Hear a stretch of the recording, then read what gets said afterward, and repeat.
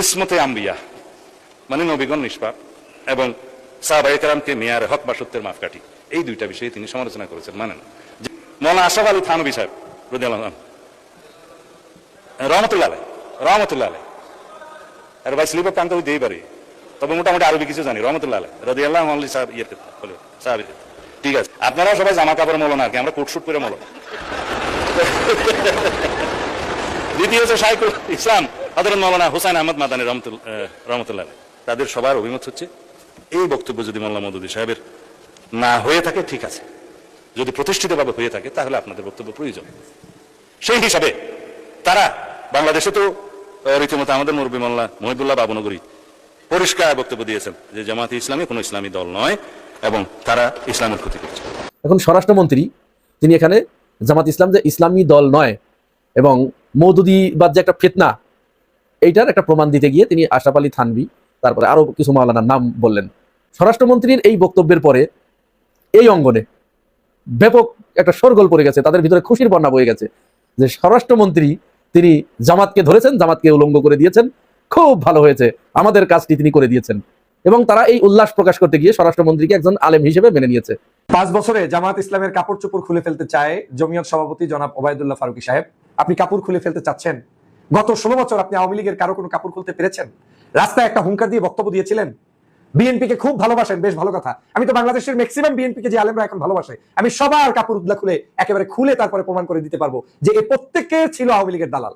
বছরে জামাতের কাপড় খুলতে তুলি ফেলবাম। মুরব্বী মসজিদের টাইলসে নিজের কপাল ঘষতে ঘষতে কপালে দাগ বানিয়ে ফেলেছে, এক পা কবরে চলে গেছে, এই বয়সে এসেও তবু লুচ্চামিটা ছাড়তে পারলো না। এই বয়সে এসেও সে আরেকজনের লুঙ্গি খুলতে চায়। আপনারা জামাতের লুঙ্গি খুলতে চান, বাংলাদেশে বহু সরকার আইলো গেল, সবাই জামাতের লুঙ্গি খুলতে চাইছে, একজনও জামাতের লুঙ্গি খুলতে পারে না। আলহামদুলিল্লাহ, ভারতের দাদাগিরিকে বৃদ্ধাঙ্গুলি দিকে বর্তমান সরকার এবং বিরোধী দল মিলে মোংলা বন্দরকে চীনের হাতে তুলে দিল, যেটা ভারতের হাতে ছিল। আমরা এমন বাংলাদেশ দেখতে চাই, আমরা কারো গোলামি করবো না, বরং যারা আমাদের দিকে বন্ধুত্বের হাত বাড়িয়ে দিবে আমরা তাদের দিকে বন্ধুত্বের হাত বাড়িয়ে দিব। আমরা এমন বাংলাদেশ দেখতে চাই। এবার সেই মোংলা বন্দর উদীয়মান পরাশক্তি চীনের হাতে তুলে দিলেন প্রধানমন্ত্রী তারেক রহমান। আর তাতেই সিঁদুরে মেঘ দেখতে শুরু করেছে নরেন্দ্র মোদীর ভারত।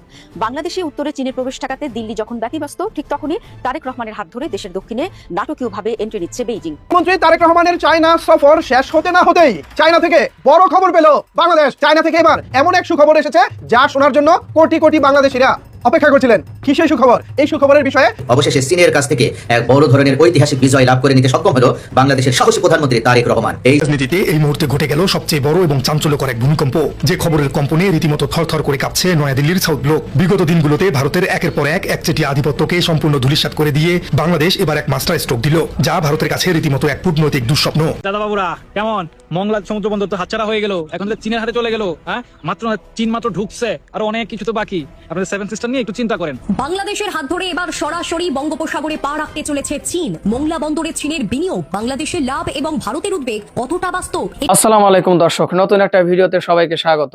ভিডিওর শুরুতেই বাংলাদেশের বর্তমান রাজনৈতিক প্রেক্ষাপট নিয়ে খুবই গুরুত্বপূর্ণ কিছু আলোচনার বিশেষ অংশ আপনারা দেখেছেন, দেখে অলরেডি তো বুঝতে পেরেছেন তাই না, যে আজকের এই ভিডিওটি কতটুকু গুরুত্বপূর্ণ এবং আকর্ষণীয় হতে চলেছে। একটু ধৈর্য সহকারে আজকের এই ভিডিওটি দেখতে হবে আর মনোযোগ সহকারে প্রত্যেকটি বিশ্লেষকদের বিশ্লেষণগুলো শুনতে হবে, তাহলেই কেবল আপনারা বুঝতে পারবেন বাংলাদেশের বর্তমান রাজনৈতিক প্রেক্ষাপট কোন দিকে যাচ্ছে, কোন লেভেলে যাচ্ছে। কথা বাড়াবো না, চলুন মূল নিউজে চলে যাব। তার আগে বলবো, যারা এখন পর্যন্ত আমাদের এই চ্যানেলটি সাবস্ক্রাইব করেনি, প্রতিনিয়ত এই ধরনের আপডেট গরম গরম খবর পেতে আমাদের এই চ্যানেলটি সাবস্ক্রাইব করে আমাদের সাথে থাকবেন। যারা করেছেন ধন্যবাদ। চলুন একটা লাইক দিয়ে সবগুলো ভিডিওর বিস্তারিত আলোচনা শুনে আসি। শেখ হাসিনা দিয়েছিলেন ভারতকে, অধ্যাপক ইউনূসের অন্তর্বর্তী সরকার তা কেড়ে নেয় দিল্লির কাছ থেকে। আর এবার সেই মোংলা বন্দর উদীয়মান পরাশক্তি চীনের হাতে তুলে দিলেন প্রধানমন্ত্রী তারেক রহমান। আর তাতেই সিঁদুরে মেঘ দেখতে শুরু করেছে নরেন্দ্র মোদীর ভারত। বাংলাদেশে উত্তরে চীনের প্রবেশ ঠেকাতে দিল্লি যখন ব্যতিব্যস্ত, ঠিক তখনই তারেক রহমানের হাত ধরে দেশের দক্ষিণে নাটকীয়ভাবে এন্ট্রি নিচ্ছে বেইজিং। দর্শক, তারেক রহমানের চীন সফরে সই হওয়া বেশ কয়েকটি মেগা চুক্তির মধ্যে মোংলা চুক্তি অন্যতম। এর আওতায় বাগেরহাটের মোংলা বন্দর সংলগ্ন 110 একর জমির উপর গড়ে উঠবে চীন বাংলাদেশ মোংলা বন্দর অর্থনৈতিক অঞ্চল। তারেক রহমানের এই এক চালে বদলে গেল বঙ্গোপসাগরের ভূ রাজনীতির চেনা ছক। চলুন জেনে নেওয়া যাক কিভাবে এই মোংলা বন্দর ভারতের হাতছাড়া হয়ে চীনের পকেটে গেল আর কিভাবেই বা পাল্টে যাচ্ছে বঙ্গোপসাগরের ভূ রাজনীতির পুরো খেলা। দর্শক, আজকের এই যে সমীকরণ, এর পেছনে রয়েছে গত এক দশকের এক চরম নাটকীয় ইতিহাস। 2015 সালে শেখ হাসিনা সরকারের আমলে ভারত ও বাংলাদেশের মধ্যে একটি সমঝোতা স্মারক সই হয়েছিল। উদ্দেশ্য ছিল মোংলা এবং চট্টগ্রামের মিরসরাইয়ে ভারতীয় অর্থনৈতিক অঞ্চল গড়ে তোলা। এমনকি এই মোংলা বন্দরের সুবিধার্থে ভারতের নিজস্ব অর্থায়নে খুলনা থেকে মোংলা পর্যন্ত রেল লাইনও তৈরি করা হয়। 2018 সালে ভারতের হীরা নান্দানি গ্রুপ এবং পরে 2022 সালে তাদের সহযোগী প্রতিষ্ঠান ইভিটা কনস্ট্রাকশনকে এর ডেভেলপার নিয়োগ করে বাংলাদেশ অর্থনৈতিক অঞ্চল কর্তৃপক্ষ বেচা। এর কাজ কিছুই হয়নি। চুক্তি হলো নির্ধারিত 2 বছরের মধ্যে ভারতীয় প্রতিষ্ঠানটি ভূমি উন্নয়নের মূল কাজই শুরু করতে পারেনি। এরপর 2024 সালের আগস্টে বাংলাদেশে ঘটে যায় ঐতিহাসিক রাজনৈতিক পট পরিবর্তন। ক্ষমতায় আসে অধ্যাপক মোহাম্মদ ইউনূসের অন্তর্বর্তী সরকার। ভারতীয় প্রতিষ্ঠানের এই চরম ধীরগতির কারণে 2025 সালের অক্টোবরে অন্তর্বর্তী সরকার আনুষ্ঠানিকভাবে ভারতের এই মোংলা প্রকল্পটি বাতিল ঘোষণা করে। আর ঠিক এই সুযোগটাই লুফে নেয় বেইজিং। 2025 সালের জুনে ঢাকার চীনা দূতাবাস ওই একই জায়গায় একটি চীনা অর্থনৈতিক অঞ্চল গড়ার আনুষ্ঠানিক প্রস্তাব দিয়ে বসে। এরপর দৃশ্যপটে আসলেন প্রধানমন্ত্রী তারেক রহমান। সম্প্রতি তার বেইজিং সফরে এই মোংলা চুক্তিটি চূড়ান্ত রূপ পায়। চীনের হেভিওয়েট রাষ্ট্রায়ত্ত প্রতিষ্ঠান চায়না সিভিল ইঞ্জিনিয়ারিং কনস্ট্রাকশন কর্পোরেশনের সঙ্গে বেজার এই চুক্তি সই অনুষ্ঠানে প্রধানমন্ত্রী নিজে উপস্থিত ছিলেন। এখন প্রশ্ন হলো, কলকাতা থেকে মাত্র 188 কিলোমিটার দূরে সুন্দরবন লাগোয়া এই অঞ্চলে চীনের অর্থনৈতিক অঞ্চল গড়ে তোলা নিয়ে দিল্লির এত মাথা ব্যথা কেন? আপাত দৃষ্টিতে কোনো অর্থনৈতিক অঞ্চলের উন্নয়ন মানে সেখানে সামরিক প্রবেশাধিকার নয়, কিন্তু চীনের ক্ষেত্রে ইতিহাস অন্য কথা বলে। আন্তর্জাতিক মহলে চীনের এই সামুদ্রিক সিল্ক রোড নীতিকে ভারত মহাসাগরে আধিপত্য বিস্তারের বড় হাতিয়ার হিসেবে দেখা হয়। ইতিমধ্যে পাকিস্তান থেকে শুরু করে পূর্ব আফ্রিকা পর্যন্ত অন্তত 17টি কৌশলগত বন্দরে চীনের বিশাল বিনিয়োগ রয়েছে, যার আড়ালে নাকি বেইজিং সামরিক নজরদারি ও গোয়েন্দা তথ্য সংগ্রহ করে। ভারতের সামনে এখন শ্রীলঙ্কার হাম্বানটোটা বন্দরের এক জীবন্ত উদাহরণ হিসেবে ভাসছে। সেখানেও চীন প্রথমে বাণিজ্যিকভাবে ঢুকেছিল, কিন্তু পরবর্তীতে ঋণের বোঝা মেটাতে না পেরে শ্রীলঙ্কার সেই বন্দরের নিয়ন্ত্রণ 99 বছরের জন্য চীনের হাতে তুলে দিতে বাধ্য হয়, যা এখন ভারতের উপর নজরদারি এবং গুপ্তচর বৃত্তির প্রধান কেন্দ্রে পরিণত হয়েছে। ভারতের প্রতিরক্ষা বিশেষজ্ঞদের বড় ভয়, বাণিজ্যিক কাজের আড়ালে চীন মোংলায় উন্নত যুদ্ধ জাহাজ কিংবা নজরদারি জাহাজ পাঠিয়ে ভারতের উপর গুপ্তচর বৃত্তি চালাতে পারে। বিশেষ করে ভারতের উত্তর পূর্বের কৌশলগত প্রবেশদ্বার চিকেন স্নেক বা শিলিগুড়ি করিডোর এমনিতেই চীনের কড়া নজরে থাকে। এখন যদি দেশের ঠিক দক্ষিণে বঙ্গোপসাগরের মোংলাতেও চীন স্থায়ী ঘাঁটি গেড়ে বসে, তবে ভারতকে দুই দিক থেকে বড় ধরনের কৌশলগত চাপে পড়তে হবে। দর্শক, তারেক রহমানের এই বেইজিং সফরে কেবল মোংলায় নয়, চীনের বিনিয়োগের ছক আরো বিস্তৃত হচ্ছে। চট্টগ্রামের আনোয়ারায় চীনা অর্থনৈতিক ও শিল্প অঞ্চল প্রতিষ্ঠার জন্য বড় চুক্তি সই হয়েছে। ঢাকার কেরানীগঞ্জ অর্থনৈতিক অঞ্চলেও চীনের হান্ডা গ্রুপকে জমি দেওয়া হয়েছে, যেখানে তারা প্রায় $22 কোটি বিনিয়োগের পরিকল্পনা করছে। বাংলাদেশকে অন্যতম শীর্ষ বিনিয়োগের বাজার বানাতে বিডে এবং চীনের সিসিপিআইটির মধ্যেও একটা বড় সমঝোতা স্মারক সই হয়েছে। সবচেয়ে বড় কথা, বিশ্বের সবচেয়ে বড় তেল আমদানিকারক দেশ হিসেবে চীন যদি মোংলা বন্দরকে তাদের জ্বালানি রুটের বিকল্প হিসেবে ব্যবহার শুরু করে, তবে বঙ্গোপসাগরে ভারতের একক আধিপত্য এক ধাক্কায় ধূলিসাৎ হয়ে যাবে। ফলে মোংলা চীনের এই জাঁকজমকপূর্ণ প্রবেশ দিল্লির সাউথ ব্লকের ঘুম হারাম করার জন্য যথেষ্ট।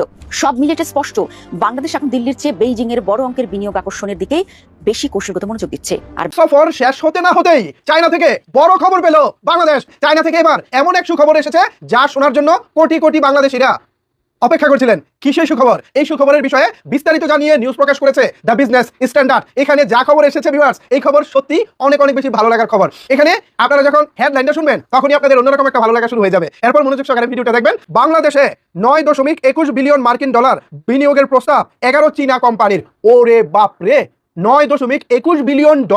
এটা তো ভাই বিশাল অঙ্কের বিনিয়োগ। বাংলা টাকায় যার অঙ্ক দাঁড়ায় প্রায় 1,13,283 কোটি টাকার কাছাকাছি। এত বড় বিনিয়োগ। দেখি সামনে খবরে আরো কি বলতেছে। মূল খবরে বলা হচ্ছে, গত 25 জুন চীনের বেইজিং এ প্রধানমন্ত্রী তারেক রহমানের সঙ্গে বিভিন্ন খাতের প্রতিনিধিত্বকারী এসব কোম্পানির প্রধান নির্বাহী সিইও শীর্ষ কর্মকর্তাদের বৈঠকের পর এই প্রস্তাব আসে। চীনের 11টি শীর্ষ কোম্পানি বাংলাদেশে মোট $9.21 বিলিয়ন 921 কোটি মার্কিন বিনিয়োগের প্রস্তাব দিয়েছে।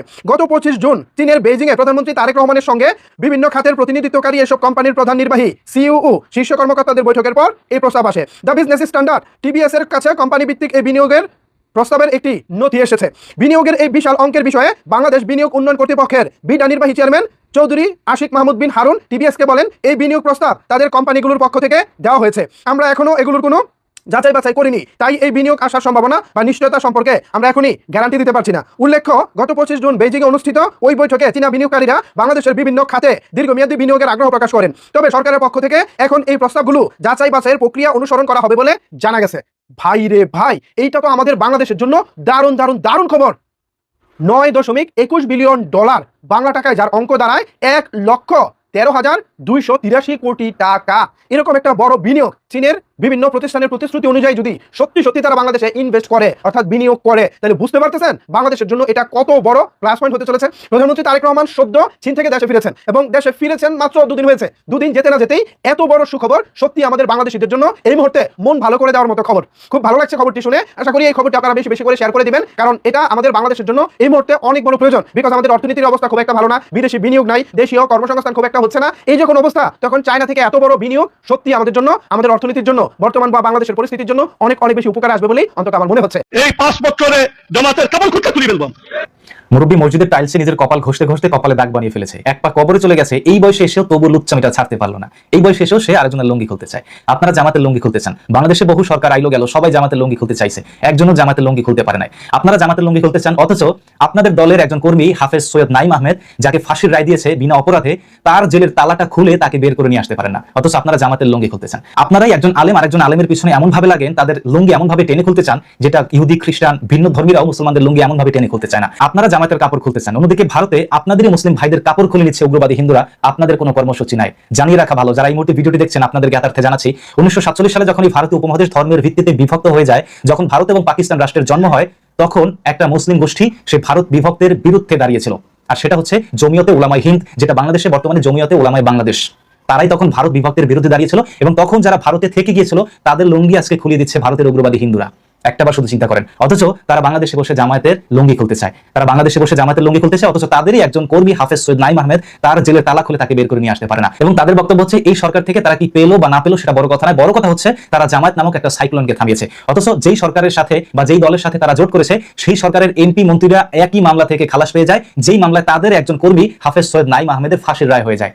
তাদের সাথে তারা জোট করেছে, এবং তারা কি পেয়েছে না পেয়েছে, অর্থাৎ তাদের সৈয়দ হাফেজ নাইম আহমেদের ফাঁসি হয়ে যায়, সেটা তাদের কাছে কোনো বিষয় নয়। তাদের কাছে বড় বিষয় হচ্ছে তারা জামায়াত নামক সাইক্লোনকে থামিয়েছে, এবং তারা জামায়াতের লুঙ্গি এখন খুলতে চায়। এবং তাদের ভাষ্যমতে জামায়াত হচ্ছে সকল বিভ্রান্তি, কিংবা ইহুদি নাসারা যদি মুসলমানদের থাকে তাদের গডফাদার হচ্ছে জামাত, সমস্ত বাতিলের সাপ্লায়ার হচ্ছে জামাত। এটা হচ্ছে তাদের বক্তব্য। তো আপনারা যে হকের ডিলারশিপ নিয়ে বসে আছেন, আপনাদের কওমি অঙ্গনের হাজারো হাজারো আলেম জামায়াতে যোগ দিচ্ছে কেন? জামায়াতের সম্পৃক্ততা, জামায়াতের জনসমর্থন দিন দিন বাড়ছে কেন? অথচ জামায়াত বাতিলের গডফাদার, জামায়াত বাতিলের সাপ্লায়ার, জামায়াত ইহুদি নাসারাদের একটা পেইড প্রতিষ্ঠান, অথচ আপনারা হকের ডিলারশিপ নিয়ে বসে আছেন, কিন্তু আপনাদের দলের লোক খুঁজে পাওয়া যাচ্ছে না। আপনাদের দলের লোকজনই এখন উল্টো জামায়াতে যোগদান করছে। আপনারা যে হকের দাবিদার, হকের ডিলারশিপ নিয়ে বসে আছেন, আপনাদের দলের লোকজন কমছে কেন দিন দিন? আপনারা সেইভাবে প্রচার করুন এবং প্রমাণ করুন যে আপনারাই হকের ডিলারশিপের অন্তর্ভুক্ত, আপনারাই হকের ডিলারশিপের দাবিদার, তাহলে আমরা আপনাদের দলে যোগ দেবো। কিন্তু আপনারা এই যে একজন আলেম আরেকজন আলেমের পিছনে লেগেছেন, একজন আলেম আরেকজন আলেমের লুঙ্গি খুলে দেখতে চাচ্ছেন, এইটার কারণেই বাংলাদেশে আজকে আপনাদের এই অবস্থা, এইটার কারণে ভারতের মুসলমানদের আজকে এই অবস্থা, এবং এইটার কারণেই পৃথিবীতে সারা পৃথিবীর মুসলমানদের আজকে এই অবস্থা।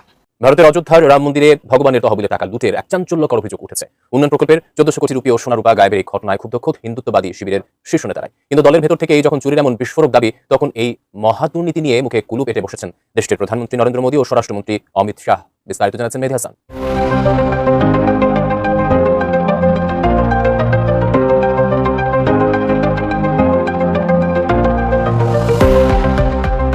অযোধ্যায় রাম মন্দিরকে ঘিরে এবার সামনে এসেছে বড় ধরনের দুর্নীতির অভিযোগ। বলা হচ্ছে ভক্তদের দেয়া দান, মূল্যবান অলংকার এবং মন্দির সংক্রান্ত বিভিন্ন উন্নয়ন প্রকল্পে প্রায় 1400 কোটি রুপির অনিয়ম হয়েছে। এই অভিযোগ প্রকাশ্যে আসার পর দেশ জুড়ে রাজনৈতিক বিতর্ক শুরু হয়েছে। একই সঙ্গে প্রধানমন্ত্রী নরেন্দ্র মোদী ও স্বরাষ্ট্রমন্ত্রী অমিত শাহর নিরাপত্তা নিয়েও প্রশ্ন তুলেছে বিরোধী নেতারা। দেশটির বিভিন্ন গণমাধ্যমে দাবি করা হয়েছে ভক্তদের দেয়া সোনা, রূপা ও হীরার গয়না সরিয়ে সেখানে নকল সামগ্রী রাখা হয়েছে। এছাড়া Indian bullion and jewellers association অভিযোগ করেছে তাদের দেয়া রূপোর ইটেরও কোনো হিসেব পাওয়া যাচ্ছে না। একই সঙ্গে জাল চেকের মাধ্যমে মন্দিরের ব্যাংক হিসাব থেকে অর্থ উত্তোলনের অভিযোগ সামনে এসেছে। অভিযোগ রয়েছে রামপথ ও ভক্তিপথ সৌন্দর্যের জন্য স্থাপন করা প্রায় 3800টি বিশেষ লাইট ও প্রজেক্টর উধাও হয়ে গেছে। এ ঘটনায় তদন্ত শুরু হলেও বিরোধীদের অভিযোগ দীর্ঘ সময় কোনো এফআইআর না হওয়ায় প্রমাণ নষ্ট করার সুযোগ তৈরি হয়েছে। এ কারণে তদন্তের স্বচ্ছতা নিয়েও প্রশ্ন উঠেছে। সবচেয়ে বেশি আলোচনা এসেছে বিজেপির ভেতর থেকে আসা প্রতিক্রিয়া নিয়ে। রাম মন্দির আন্দোলনের প্রবীণ নেতা বিনয় কাটিয়ারি ট্রাস্টিদের বিরুদ্ধে ক্ষোভ প্রকাশ করে বলেন তারা সবাই জোট। একইভাবে সিনিয়র বিজেপি নেতা রজনীশ সিংও ট্রাস্ট পরিচালনা নিয়ে প্রশ্ন তুলেছেন। অপরদিকে সাবেক বিজেপি সাংসদ ব্রিজভূষণ শরণ সিং দাবি করেন তিনি আগে থেকেই সব অনিয়মের কথা জানতেন, তবে দলের শীর্ষ নেতৃত্বের কারণে প্রকাশ্যে কিছু বলেননি। এদিকে সমাজবাদী পার্টির প্রধান অখিলেশ যাদব অভিযোগ করেছেন সরকার প্রকৃত অপরাধীদের আড়াল করার চেষ্টা করছে। তার দাবি পুলিশ যদি চোর ধরতে ব্যর্থ হয় তাহলে বিরোধীরাই সহযোগিতা করতে প্রস্তুত রয়েছে। রাজনৈতিক বিশ্লেষকদের মতে রাম মন্দিরকে কেন্দ্র করে ওঠা এই দুর্নীতির অভিযোগ আগামী উত্তরপ্রদেশ বিধানসভা নির্বাচনে বড় রাজনৈতিক ইস্যু হয়ে উঠতে পারে। দর্শক, আশা করি সবগুলো ভিডিও দেখেছেন এবং বিস্তারিত আলোচনা শুনেছেন। তো অবশ্যই এবার আপনাদের মূল্যবান মতামতটা ভিডিওর কমেন্ট বক্সে জানিয়ে দিন। পারলে ভিডিওটি শেয়ার করুন। আর আমাদের এই চ্যানেলে এখনো যারা সাবস্ক্রাইব করেনি, প্রতিনিয়ত এই ধরনের আপডেট গরম গরম খবর পেতে চ্যানেলটি সাবস্ক্রাইব করে পাশে থাকা বেল বাটনটি চেপে দিয়ে আমাদের সাথে থাকুন। যারা ইতিমধ্যে সাবস্ক্রাইব করেছেন সবাইকে ধন্যবাদ জানিয়ে ভিডিওটি এখানে শেষ করছি। দেখা হবে নতুন কোনো ভিডিওতে। সে পর্যন্ত সবাই ভালো থাকবেন, সুস্থ থাকবেন। আল্লাহ হাফেজ।